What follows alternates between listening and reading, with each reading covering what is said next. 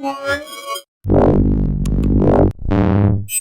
Scott here at Mobile Geeks, and here I am at the Intel booth at CES 2014.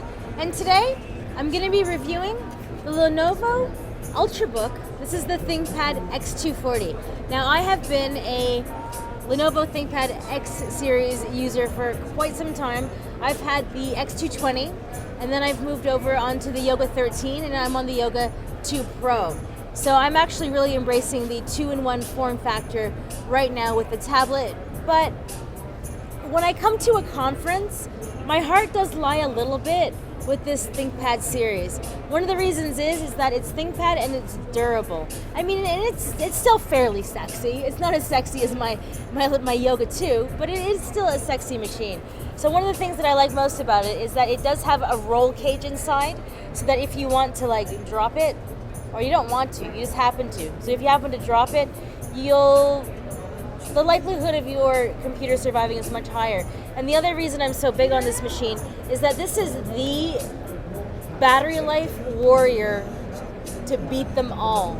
So what's going on over here is we have a 3-cell battery down in the front here, and then you can have a 3-cell battery in the back here, or a 6-cell battery here. So I've been using this at the show, and I have gotten all day battery life while editing videos. So under the hood we have the Intel Core i5, the U series, I think it's the 4200, and then this version comes with 8 gigabytes of RAM and a 256 SSD. So this combination will actually cost you about $1,500 US. There is about a $1,000 US version that comes with a Core i3, a regular hard drive, 4 gigabytes of RAM, and it doesn't come with a touch screen. Now, one of the things that I do want to point out here is that this is a touch screen, and well, it's thicker, right? The screen is a lot thicker than a lot of other devices on the market, and this is actually a thicker device overall than a lot of devices on the market. But that's because it does have the roll cage and it is so durable. So you are definitely giving something up. But if you check out what's going on here with the hinge mechanism, this is one of the reasons why I love this computer so much. The roll back on there, the way the hinge around the front, right, it goes to flat. The hinge is completely protected. Right, if you look at it from the bottom, this is an incredibly durable hinge mechanism. And that's one of the things that I like about this device so much. But the other thing that I really like about this device is, let's take a look around here. So we've got the headphone jack. This is a powered USB. Here we have an option for 3G. Here we have a SIM card slot and a full-size Ethernet.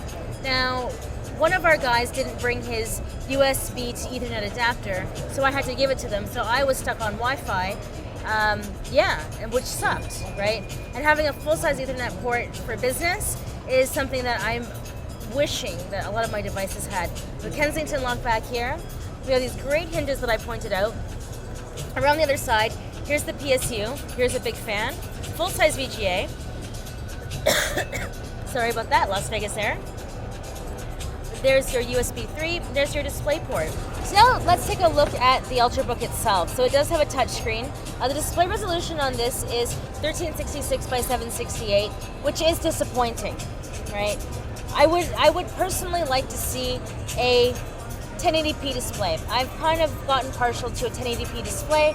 I'm not super huge on these 3200 by 1600 like I have in the 2 Pro. Now, one of the things that you're going to love about this is when you kind of move it around, this is a non-glossy display, which is something that I really like to see. When we take a look at the keyboard, right, it has a kind of dip in the island, or in the island style keyboard. So the keys are very large, they're very flat, which is nice, and they have this kind of curve in them, which is nice for touch typers. So when you want to put your hand in, you can easily kind of feel, right, where the edge of the key is going to be because it is raised up. Now, if we get in even closer, one of the great things about the Lenovo keyboards is that they have really good depth. But if you are like a ThinkPad user from back in the day and have been using them a really long time, you might feel like these aren't quite as deep as they have been in the past. I mean, still one of the best keyboards on the market, full stop. The durability, the large shift keys over here, the fact that it comes with a backlit keyboard in there. And then let's talk about the trackpad. The trackpad is huge, right? And it's a single, right? So the entire trackpad goes down. And then of course there is the touch point, right? I actually had to change off the ThinkPad because my finger ended up getting curved and it was achy because I was too aggressive with the touch point on the last one. Even with the sensitivity fully tuned up, I just felt like my finger was a bit achy. But if you are a hardcore touch point user, then maybe it's actually one of those features that you can't leave ThinkPads if you become addicted to it. But the thing that I found is the trackpad isn't as, or maybe it's not as accurate as I would have thought it would be. Whenever I would kind of be up using it here, and I'd be clicking on stuff, sometimes I'd be like, I have to double tap this. Is it in button mode for up here, or is it in like tap mode for just using the trackpad? I feel like the intelligence in the trackpad could have been a little bit better, but maybe that was just my unit. I mean, it was still excellent, but I felt like it could have been a bit better. Now, it does have support multi-touch gestures. Yeah, like it wasn't bad. Maybe it was just my unit, but I feel like you're gonna have to play around a lot with the settings of your trackpad in order to get it just exactly the way you would like it. Having said that, I do think that you can probably tweak the trackpad and the touch point settings to exactly what you would need. I just didn't have time because, like I said, I was reviewing the X240 from the show floor. Now, when it comes to integrated graphics, you can actually play some light gaming on this, and if you're, say, doing video editing that I was focused on the show floor, so the combination of the big batteries with the Intel HD 4400 graphics. And the thing that I thought was quite good about this is that the HD 4400 graphics is a little bit of a step up the HD 4000 graphics, which is the average graphics processor that Intel ships with its CPUs. So the actually slight bump up, the extra execution cores, really makes this a really, really good laptop for Photoshop and processing and quick video editing. The Intel's video quick sync. I mean, this was I think this was a 2.5 minute.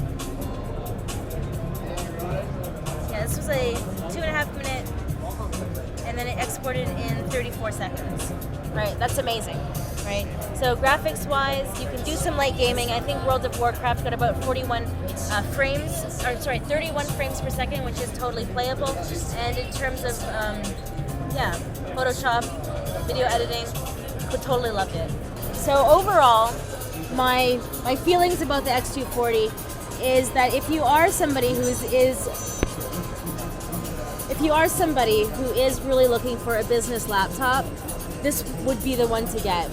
The price isn't that much higher than a lot of others that are on the market. And overall, I think the trackpad being something you may have to work on, and the speakers being a little subpar. But if you are looking for a business laptop, speakers can be important if you're playing music or audio for presentations. So that is something to keep in mind as well. I'm a huge fan of this form factor, especially because on the plane, when I turn the Wi-Fi off, I can get like 25.5 hours of battery life. I had the X240, and that was about 24.5 hours of battery life if I had my system optimized just right. And so with Haswell, the increased performance on this kind of puts you up around 25. So real world use with Wi-Fi on is around 19.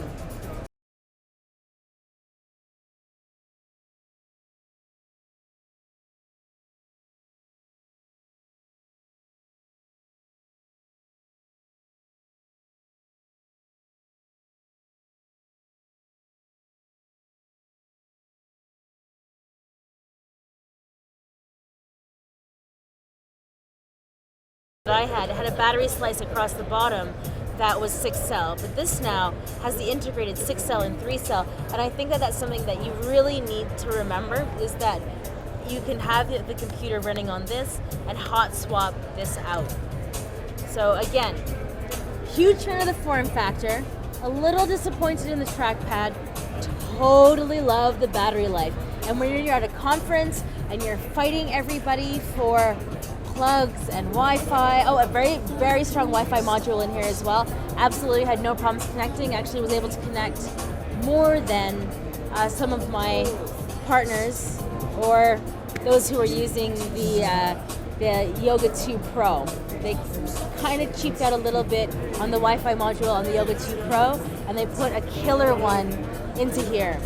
So I'm Nicole Scott from Mobile Geeks, taking a closer look at the Lenovo X240.